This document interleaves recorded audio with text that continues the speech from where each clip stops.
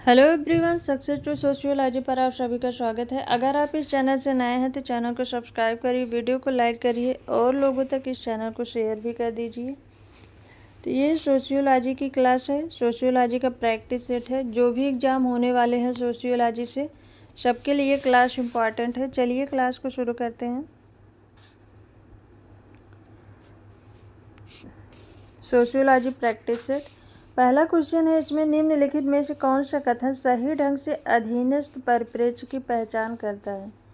Option दिए गए हैं, समाज का अध्ययन करने के लिए एक दृष्टिकोण, एलिट के दृष्टिकोण से, विकसित देशों के समाज में परिवर्तन का वर्णन करने के लिए, समाज के आधार स्तर पर जनता के बीच क्या होता है, इस पर लोगों का इतिहास अधिक ध्यान केंद्रित करता है, एक दृष्टिकोण उत्तर आधुनिक समाजों के अध्ययन के लिए। कौन सा कथन इसमें अधीनस्थ परिप्रेक्ष्य की पहचान करता है? राइट आंसर बताइए।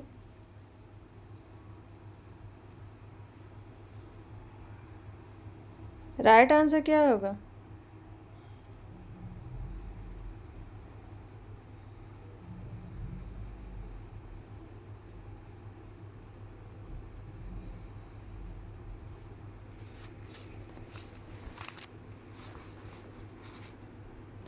राइट आंसर है इसमें ऑप्शन थर्ड, समाज के आधार स्तर पर जनता के बीच क्या होता है, इस पर लोगों का इतिहास अधिक ध्यान केंद्रित करता है। ऑप्शन थर्ड इसमें राइट आंसर है। अगला क्वेश्चन है, निम्नलिखित में से किसने भारतीय समाज के अध्ययन के लिए द्वंद्वात्मक दृष्टिकोण का उपयोग किया? AR Desai, DP Mukherjee, A बेटसिल, YB Damle.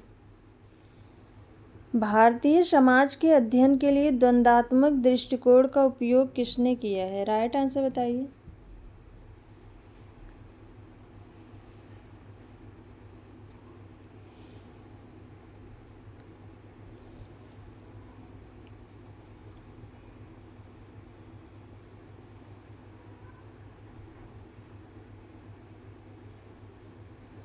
Right answer है इसमें ऑप्शन फर्स्ट, AR देसाई ने। AR देसाई भारतीय समाजशास्त्रियों में से एक है जिन्होंने अपने समाजशास्त्रीय अध्ययनों में लगातार द्वंद्वात्मक ऐतिहासिक मॉडल को अपनाया है। उन्हें अग्रदूतों में से एक के रूप में माना जाता है जो द्विभाषी और क्षेत्र अनुसंधान से संबंधित अनुभवजन्य जांच के लिए आधुनिक मार्क्सवादी दृष्टिकोण का परिचय देते हैं। अगला क्वेश्चन है, निम्नलिखित शब्दों पर विचार कीजिए। बिजली, भूस्खलन, गड़गड़ाहट, सुनामी, बाढ़। भूकंप के कारण इनमें से कौन सी स्थिति उत्पन्न होती है?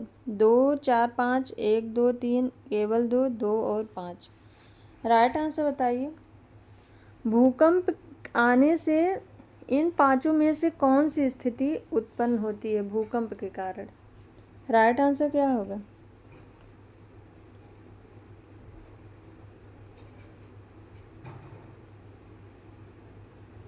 भूकंप के कारण भूस्खलन, सुनामी और बाढ़ आते हैं। 2, 4 और 5। ऑप्शन फर्स्ट राइट आंसर है।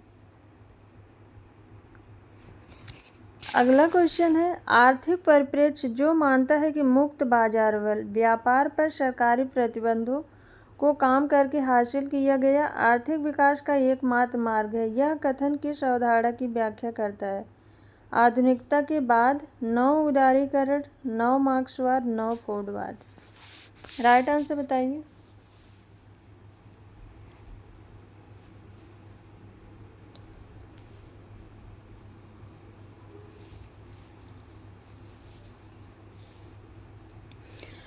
आर्थिक परिप्रेक्ष्य जो मानता है कि मुक्त बाजार बल व्यापार पर सरकारी प्रतिबंधों को काम करके हासिल किया गया आर्थिक विकास का एकमात्र मार्ग है, यह कथन किस अवधारणा की व्याख्या करता है? राइट आंसर क्या होगा? राइट आंसर है इसमें ऑप्शन सेकंड, नव उदारीकरण। नव उदारीकरण एक नीति मॉडल है जो राजनीति और अर्थशास्त्र दोनों को शामिल करता है और सार्वजनिक क्षेत्र से निजी क्षेत्र में आर्थिक कारकों के नियंत्रण को स्थानांतरित करने का प्रयास करता है। कई नव उदारवाद नीतियां मुक्त बाजार पूंजीवाद के कामकाज को बढ़ाती हैं और सरकारी खर्च, सरकारी विनियमन और सरकारी स्वामित्व पर सीमाएं लगाने का प्रयास करती है। अगला क्वेश्चन है, निम्नलिखित में से किसने सामाजिक संरचना को ठोस आबादी और उसके व्यवहार से अमूर्तता, सामाजिक संरचना को ठोस आबादी और उसके व्यवहार से अमूर्तता, एक दूसरे के सापेक्ष नियमों को चलाने की उनकी क्षमता में अभिनेताओं के बीच संबंध प्राप्त करने का प्रतिरूप यह नेटवर्क के रूप में परिभाषित किया है? C.W. मिश, SF नाइडेल, H. गेरथ, R.K. Merton. Right answer बताइए।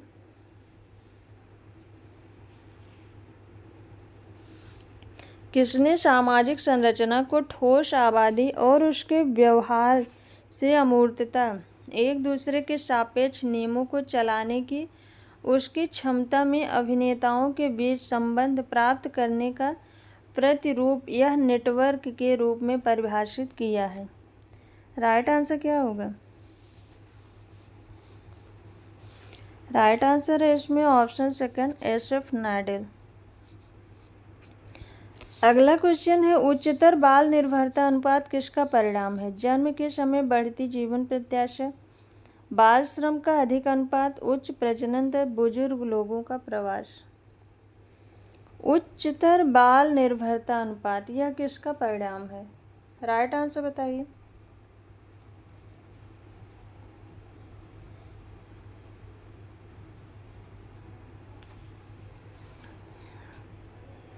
उच्चतर बाल निर्भरता अनुपात यह उच्च प्रजनन दर का परिणाम है। ऑप्शन थर्ड राइट आंसर है। अगला क्वेश्चन है, तटीय आंध्र प्रदेश और उड़ीसा अक्सर किस कारण से प्राकृतिक आपदाओं का सामना करते हैं? चक्रवात, भूस्खलन, भूकंप, बाढ़। राइट आंसर बताइए। तटीय आंध्र प्रदेश और उड़ीसा अक्सर चक्रवातों का सामना करते हैं किस कारण से? राइट आंसर है इसमें ऑप्शन फर्स्ट, चक्रवात के कारण ये दोनों राज्य प्राकृतिक आपदाओं का सामना करते हैं। ऑप्शन फर्स्ट राइट आंसर है। अगला क्वेश्चन है, किसने तर्क दिया है कि यहाँ तक कि भारतीय समाज में परिवर्तन का अध्ययन इसकी गहन जड़ परंपराओं का अध्ययन करके किया जाना चाहिए? AK Sharan, DP Mukherjee, AR Desai, MN Srinivas. Right answer बताइए।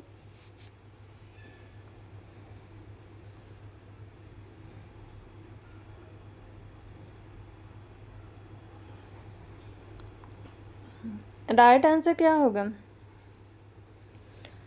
भारतीय समाज में परिवर्तन का अध्ययन इसकी गहन जड़ परंपराओं का अध्ययन करके किया जाना चाहिए। राइट आंसर इसमें ऑप्शन सेकंड, DP मुखर्जी।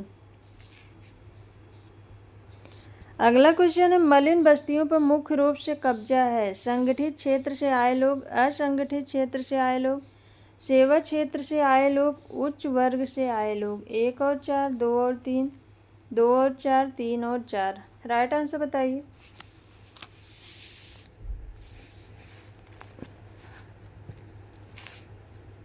मलिन बस्तियों पर मुख्य रूप से कब्जा है। राइट आंसर क्या होगा?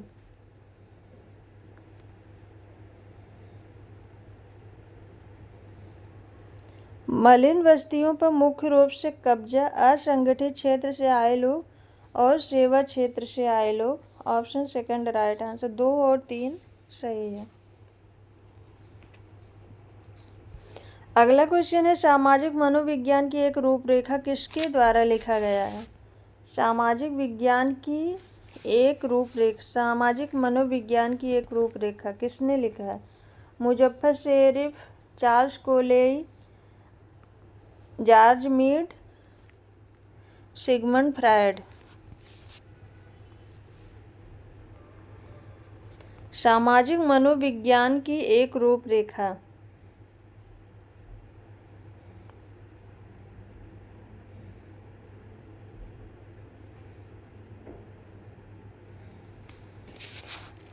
ये 1956 में प्रकाशित हुआ था और इसे लिखा है मुजफ्फर शरीफ ने। ऑप्शन फर्स्ट राइट आंसर है।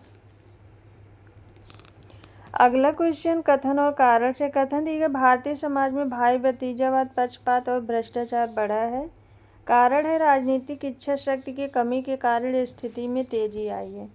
ए और आर सत्य है, आर ए के लिए सही स्पष्टीकरण है। ए और आर सत्य है, आर ए के लिए सही स्पष्टीकरण नहीं है। ए सही है, आर गलत है। ए गलत है, आर सही है। राइट आंसर बताइए। भारतीय समाज में भाई भतीजावाद, पक्षपात और भ्रष्टाचार बढ़ा है।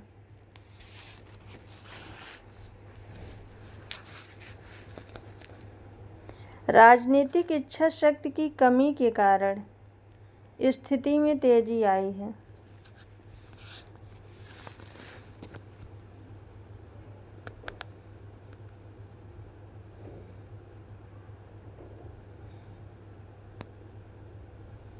राइट आंसर इसमें ऑप्शन सेकंड। ए और आर दोनों सत्य है, आर ए का सही स्पष्टीकरण नहीं है। ऑप्शन सेकंड राइट आंसर है। अगला क्वेश्चन सुमेलित करना है। बुक व्यू, फील्ड व्यू, सभ्यतावादी दृष्टिकोण, subaltern view. Surajit Sinha, David Hardiman, GS. Ghurye, SC. Dube. 3 4 1 2 2 1 4 3 3 2 4 1 4 3 2 1। Right answer बताइए।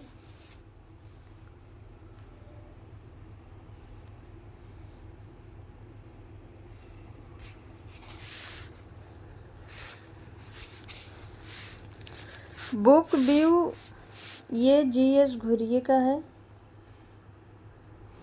फील्ड व्यू ये एस.सी. दुबे का है। सभ्यतावादी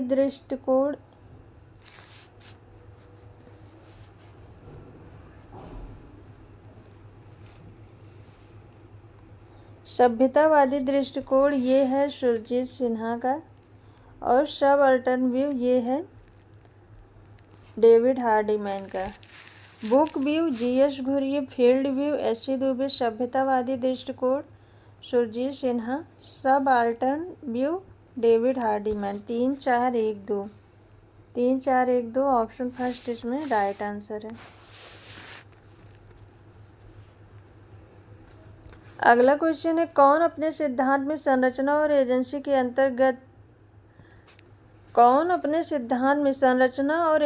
के अंतर संबंध के बारे में बताता है जब दोनों में से किसी को भी प्रधानता नहीं दी जाती है। Anthony Giddings, Derrida, Habermas, Alexander. Right answer बताइए।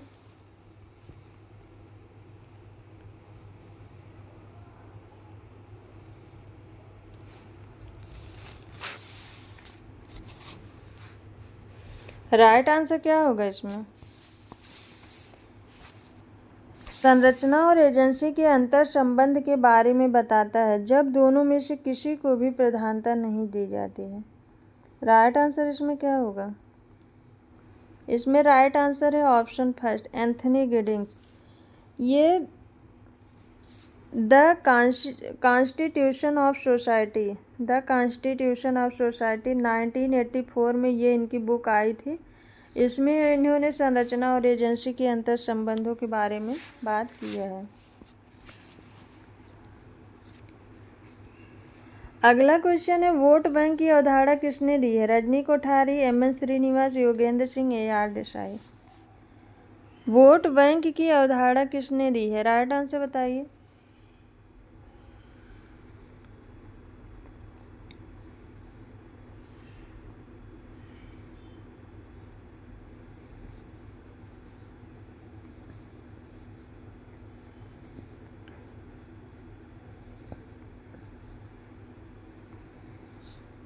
राइट आंसर है इसमें वोट बैंक की अवधारणा एम.एन. श्रीनिवास के द्वारा दी गई है। ऑप्शन सेकंड इसमें राइट आंसर है। अगला क्वेश्चन है निम्नलिखित में से कौन सा मनुस्मृति में मिश्रित जातियों को दिए जाने वाले विभिन्न दर्जों में से सही नहीं है? वर्ण व्यवस्था में एक दर्जा कम की पत्नी से जन्मे बच्चों को द्विजों के भाग के रूप में स्वीकृति मिलती है। वर्ण दर्जे के हिसाब से 2 या 3 डिग्री नीचे की महिला से जन्मे बच्चों से शूद्रों में एक नया समूह निर्मित होता है। यदि महिला का संबंध दर्जा पुरुष के दर्जे से ऊपर होता है तो ऐसे विवाह की संततियों को माता पिता के दर्जों से नीचे रखा जाता है।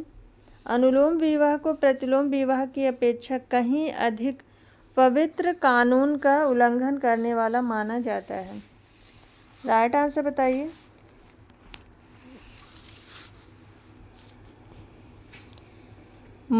कौन सा इसमें मनुस्मृति में मिश्रित जातियों को दिए जाने वाले विभिन्न दर्जों के संबंध में सही नहीं है?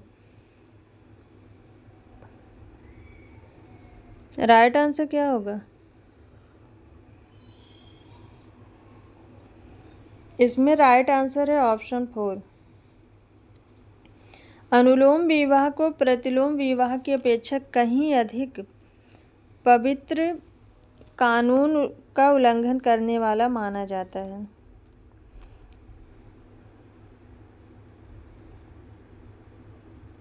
ऑप्शन 4 राइट आंसर है। अगला क्वेश्चन है, अल्थ्यूजर द्वारा उल्लिखित संरचनात्मक स्तरों में निम्नलिखित में से कौन सा शामिल है? आर्थिक, राजनीतिक, सांस्कृतिक, विचारधारा। 1 2 3 1 2 4 1 3 4 3 2 4। राइट आंसर बताइए। अल्थ्यूजर द्वारा उल्लिखित संरचनात्मक स्तरों में निम्नलिखित में से कौन सा शामिल है? इसमें राइट आंसर है आर्थिक, राजनीतिक और विचारधारा। 1 2 4। ऑप्शन सेकंड इसमें राइट आंसर है।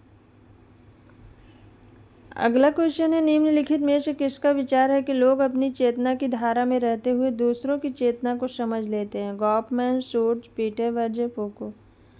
राइट आंसर बताइए। लोग अपनी चेतना की धारा में रहते हुए दूसरों की चेतना को समझ लेते हैं। इसमें राइट आंसर क्या होगा?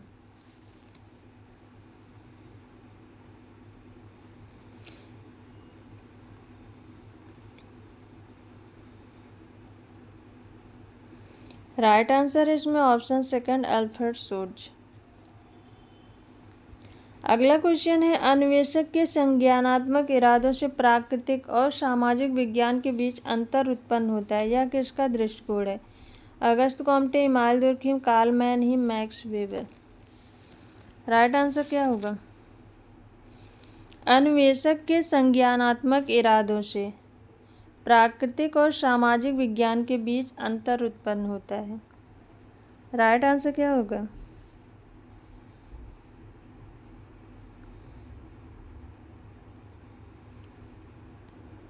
राइट आंसर है इसमें ऑप्शन 4 मैक्स वेबर।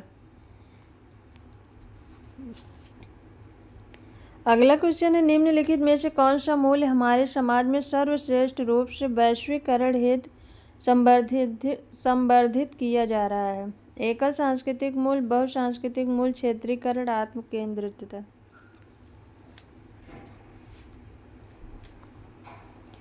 कौन सा मूल्य हमारे समाज में सर्वश्रेष्ठ रूप से वैश्वीकरण हेतु संवर्धित किया जा रहा है? राइट आंसर क्या होगा?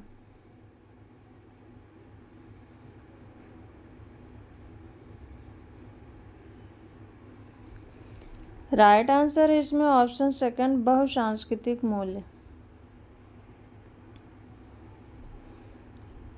अगला क्वेश्चन है, कथन और कारण से। कथन दिए गए बड़े पैमाने पर विकास परियोजनाएं जैसे बांध और खदानें हाशिए के लोगों से प्रतिरोध पैदा करती हैं क्योंकि पुनर्वास कार्यक्रम वास्तविक रूप से योजनाबद्ध नहीं है। कारण दिए गए पुनर्वास कार्यक्रमों में केवल भूमि का मुआवजा शामिल है जो प्रकृति में आंशिक है। ए सत्य है, आर असत्य है, ए सत्य है, आर असत्य है। ए और आर सत्य है, आर ए का सही स्पष्टीकरण नहीं है। ए और आर सत्य है, आर ए का सही स्पष्टीकरण है। राइट आंसर क्या होगा?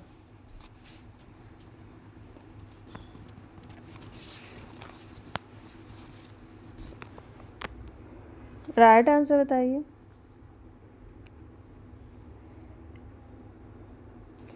बड़े पैमाने पर विकास परियोजनाएं जैसे बांध और खदानें हाशिए के लोगों से प्रतिरोध पैदा करती हैं, क्योंकि पुनर्वास कार्यक्रम वास्तविक रूप से योजनाबद्ध नहीं है, क्योंकि पुनर्वास कार्यक्रमों में केवल भूमि का मुआवजा शामिल है जो प्रकृति में आंशिक है। तो ए और आर दोनों सही है। आर ए का सही स्पष्टीकरण है। ऑप्शन 4 इसमें राइट आंसर है।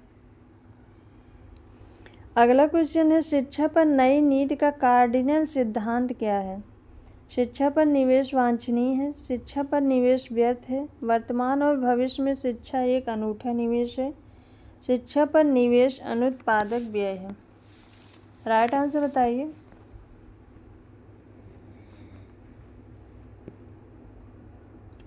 माध्यमिक शिक्षा के कार्डिनल सिद्धांत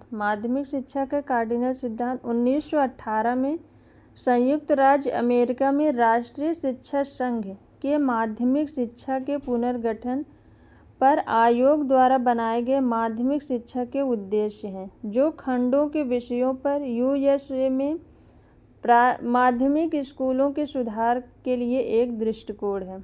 इसमें राइट आंसर है ऑप्शन 3। वर्तमान और भविष्य में शिक्षा का एक अनूठा निवेश है। ऑप्शन 3 राइट आंसर है 1918 में। अगला क्वेश्चन कथन और कारण से कथन दिए कि भारत में कम बाल लिंगानुपात मुख्य रूप से कन्या भ्रूण हत्या के कारण है। पितृसत्तात्मक व्यवस्था के कारण भारत में बेटे को वरीयता दी जाती है। ए और आर दोनों सत्य है। ए सत्य है, आर गलत है। ए और आर दोनों गलत है। ए गलत है, आर सही है। राइट आंसर बताइए।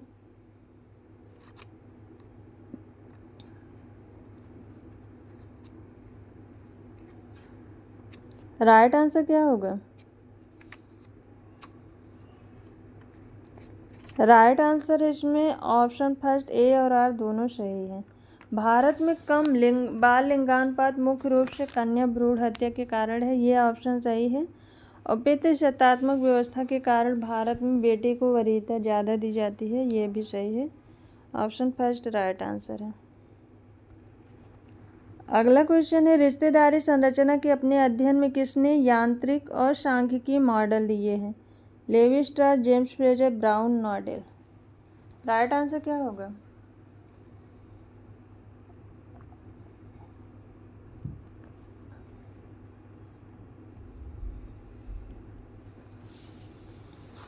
रिश्तेदारी संरचना के अपने सिद्धांत में किसने यांत्रिक और सांख्यिकीय मॉडल दिए हैं? राइट आंसर बताइए।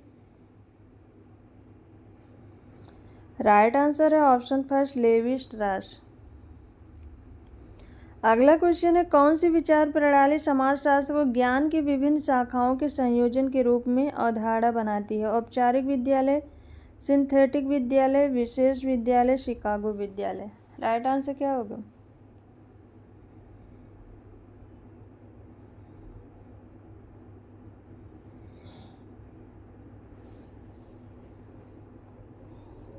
कौन सी विचार प्रणाली समाजशास्त्र को ज्ञान की विशिष्ट शाखाओं के संयोजन के रूप में अवधारणा बनाती है?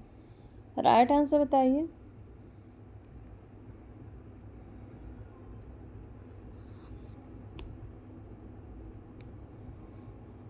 राइट आंसर है इसमें ऑप्शन थर्ड विशेष विद्यालय। ऑप्शन थर्ड राइट आंसर है।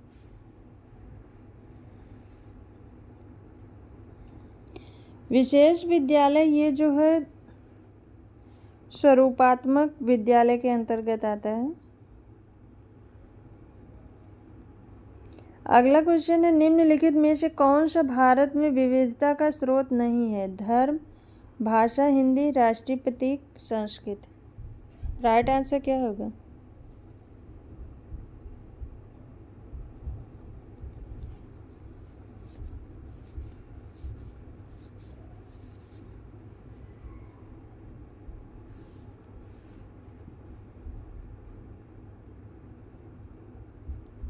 इसमें राइट आंसर है ऑप्शन थर्ड राष्ट्रीय प्रतीक। ये विविधता का स्रोत नहीं है। अगला क्वेश्चन है, एक फ्रांसीसी दार्शनिक ने मानव भाषा की एक पद्धति को चित्रित करते हुए समाजशास्त्र सोच को बहुत प्रभावित किया। वह कौन है?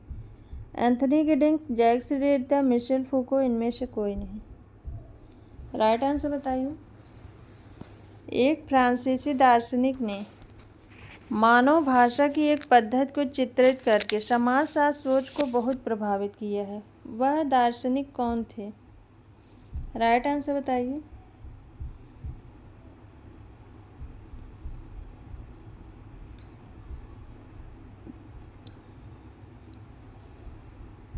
इन्होंने बताया कि भारत की विविध संस्कृतियों के कई तत्व जैसे भारतीय धर्म, दर्शन, भोजन, भाषा, मार्शल आर्ट, नृत्य, संगीत और फिल्में इंडोस्फीयर, ग्रेट इंडिया और दुनिया भर में गहरा प्रभाव डालते हैं। राइट आंसर है इसमें option second, Jacques Derrida.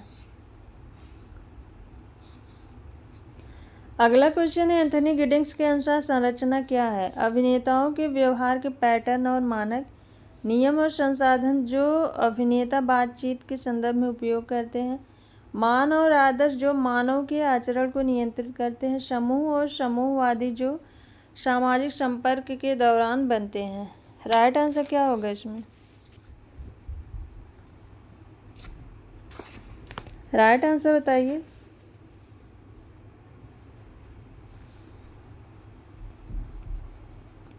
Anthony Giddings के अनुसार संरचना क्या है?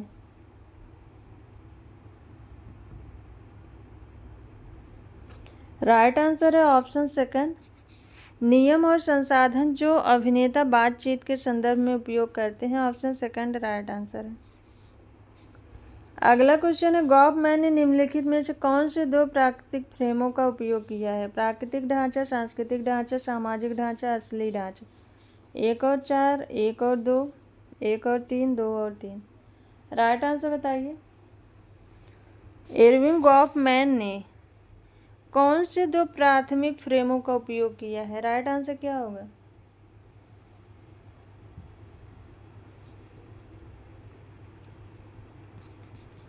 राइट आंसर इसमें प्राकृतिक ढांचा और सामाजिक ढांचा। 1 और 3, ऑप्शन थर्ड राइट आंसर है। अगला क्वेश्चन है, हैबरमास के अनुसार निम्नलिखित में से कौन सा एक प्रकार का पूंजी नहीं है? सूचनात्मक पूंजीवाद, उदार पूंजीवाद, संगठित पूंजीवाद, पद पूंजीवाद। राइट आंसर इसमें क्या होगा?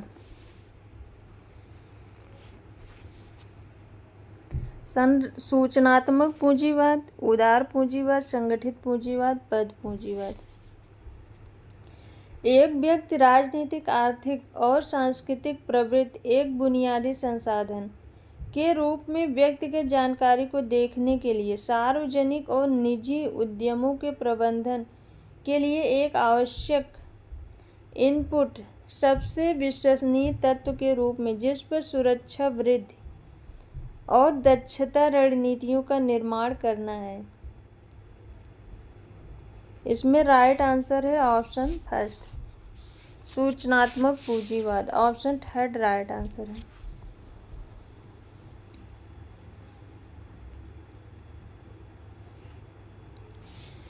एक वस्तु के रूप में सूचना बाजार पर विनिमय सूचनात्मक पूंजीवाद है। इसलिए हैबरमास ने इसे पूंजीवाद की श्रेणी में नहीं रखा क्योंकि यह पूंजीवाद का एक स्रोत है। ऑप्शन फर्स्ट इसमें राइट आंसर है। अगला क्वेश्चन है, कथन और कारण से। कथन दिए गए मलिन बस्तियां शहरी और औद्योगिक केंद्रों में किशोर अपराध के लिए जिम्मेदार हैं। किशोर ग्रामीण क्षेत्रों से रोजगार के लिए औद्योगिक और शहरी क्षेत्रों की ओर पलायन करते हैं। ए और आर सही है, आर ए का सही स्पष्टीकरण नहीं है। ए और आर सही है, आर ए का सही स्पष्टीकरण है। ए सही है, आर गलत है। ए गलत है, आर सही है। राइट आंसर बताइए। मलिन बस्तियां शहरी और औद्योगिक केंद्रों में किशोर अपराध के लिए जिम्मेदार हैं। ये ऑप्शन सही है। किशोर अपराध क्षेत्रों से रोजगार के लिए औद्योगिक और शहरी क्षेत्र की ओर पलायन करते हैं, ये भी सही है। ए और आर सही है, आर ए का सही स्पष्टीकरण है। ऑप्शन सेकंड राइट आंसर है।